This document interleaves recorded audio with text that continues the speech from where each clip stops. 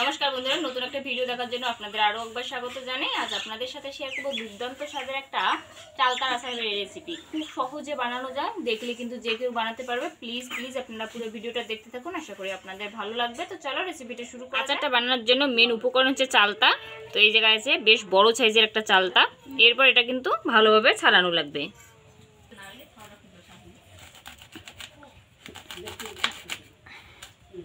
আপনারা চাইলে কিন্তু ছুরিতেও এটা ছাড়াতে পারেন, তাতেও হবে।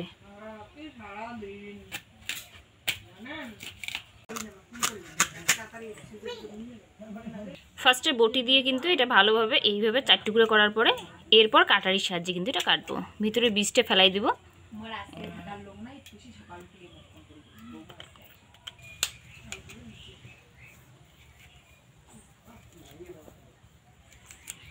ভিতরের বীজটা কিন্তু সবগুলো আগে ভালোভাবে এইভাবে ছাড়িয়ে নেওয়ার পর এইটা যে করে আছে এই খোলাটা এইভাবে কিন্তু ছোট ছোট টুকরো করে নেব, একদম লম্বা লম্বিভাবে, ঠিক এইভাবে।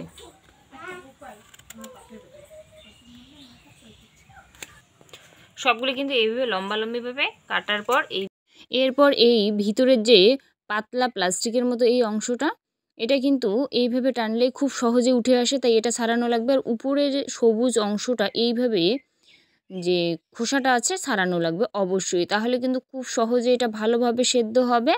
আর খোসাটা ছাড়ানোর পরেই কিন্তু সাথে পরিষ্কার জলে, ঠান্ডা জলে এটা কিন্তু দিতে লাগবে। সবগুলো চালতাই কিন্তু ভালোভাবে খোসাটা ছাড়ানো লাগবে আর প্লাস্টিকের মতো অংশটা ছাড়িয়ে নেওয়া লাগবে, তবে কিন্তু আচারটা খুব সুন্দর হবে। আর সেদ্ধটাও কিন্তু খুব সহজেই এটা হবে। চালটা সেদ্ধ করতে বেশি সময় লাগে না। এইভাবে খোসাটা ছাড়িয়ে নেওয়ার পর পরিষ্কার জলে এইভাবে রাখতে লাগবে 10 মিনিটের মতো। এই পাশে একটা মশলা তৈরি করব, তার জন্য আছে গোটা ধনে, জিরে, রাঁধুনি, শুকনো লঙ্কা আছে, পাঁচফোড়ন আছে।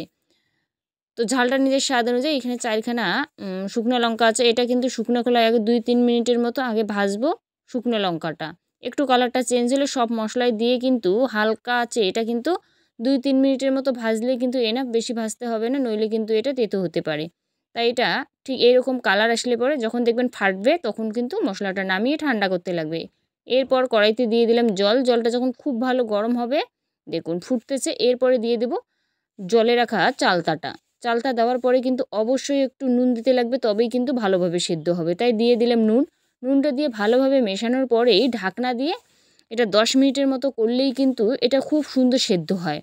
এরপরে এটা সেদ্ধ হতে হতে এই পাশে যে মশলাটা আছে এটা কিন্তু শিলনোড়ায় ভালোভাবে গুঁড়িয়ে নেব, আধ ভাঙা করে। বেশি আবার যে মিহি গুঁড়ে সেটা না করলেও চলবে, আচারে একটু আধ ভাঙা করলে পরে খেতে ভীষণ সুন্দর হয়। এটা কিন্তু মশলাটা আমার গুঁড়ো করা একেবারেই কমপ্লিট। আপনারা চাইলে মিক্সারে করতে পারেন সেটা। বন্ধুরা 10 মিনিট পর কিন্তু ফিরে আসলাম। এবার ঢাকনাটা খুলবো, এরপর দেখাচ্ছি। দেখুন, এই দেখুন এটা না উঠলই না, এই যে খুব সুন্দর কিন্তু এটা সিদ্ধ হচ্ছে। এবার এটা নামিয়ে নেব। এরপর এরকম একটা ছিদ্রযুক্ত কিন্তু জলটা ঝরিয়ে নেব।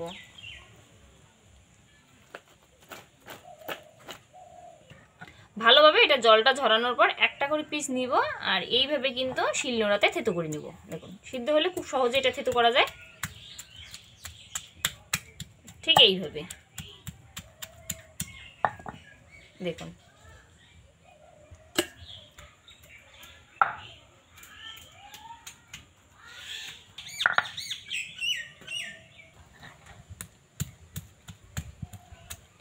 এটা যদি একটু ভালোভাবে সেদ্ধ করা যায়, তাহলে কিন্তু এইভাবে থেতো করতে কোনো সময় লাগে না, খুব সহজেই এটা কিন্তু করা যায়। ব্যাস আমার সব কিন্তু থেতো করা একেবারেই কমপ্লিট।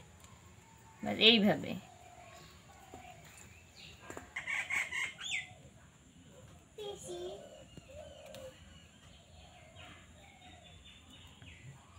বন্ধুরা। এরপর কিন্তু কড়াইটা ভালোভাবে গরম করার পর দিয়ে দেবো সর্ষের তেল। আচারে অবশ্যই সর্ষের তেলে কিন্তু করতে লাগে, তবেই কিন্তু খুব সুন্দর টেস্ট আসে। বন্ধুরা তেলটা কিন্তু ভালোভাবে গরম করার পর দিয়ে দেবো কালো জিরে। কালো জিরেটা যখন খুব ভালো ফাটা হবে, দেখুন ঠিক এইভাবে যখন ফাটবে, এতে দিয়ে দেবো থেতো করা চালটা।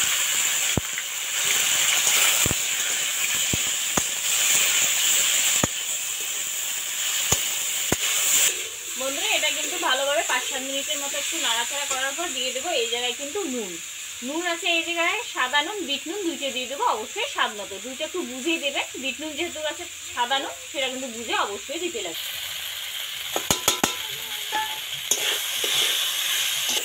নুন দিলে কিন্তু একটু হালকা মতো জল বেরিয়ে আসবে।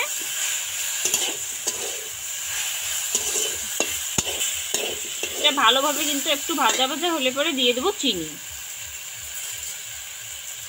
এটা মোটা দানার চিনি তো, এটা হাফ বাটি হলেই কিন্তু এটা এনাফ। চিনিটা দেওয়ার পরে কিন্তু অবশ্যই হালকা আছে এটা খুব ভালো করে নাড়িয়ে নিতে লাগবে যাতে চিনিটা খুব ভালো গলে। এরপর দিয়ে দেবো কাশ্মীরি লঙ্কার গুঁড়া,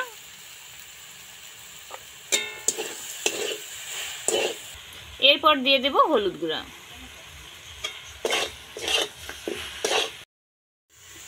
এটা কিন্তু খুব ভালো করে নাড়াচাড়া করার পর দেখুন কালারটা ঠিক এরকম আসছে। এরপর কিন্তু দিয়ে দেব ভাজা যে মশলাটা ছিল গুঁড়ি করা সেটা। এটা কিন্তু আধ ভাঙা, একদম পুরোপুরি মিহি যে একটা গুঁড়া হয় সেরকম না, একটু আধ ভাঙা, তাহলে কিন্তু আচারটা খেতে ভালো লাগে মুখে পড়লে।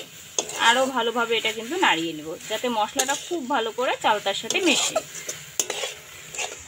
বন্ধুরা এটা খুব ভালো করে মেশানোর পর কিন্তু এটা আবার নামিয়ে নেব। দেখুন আচার আমার একেবারে রেডি, আর বেশি এটা রান্না করতে লাগবে না, আর চালতার আচার রান্না করতে কিন্তু বেশি সময়ও লাগে না।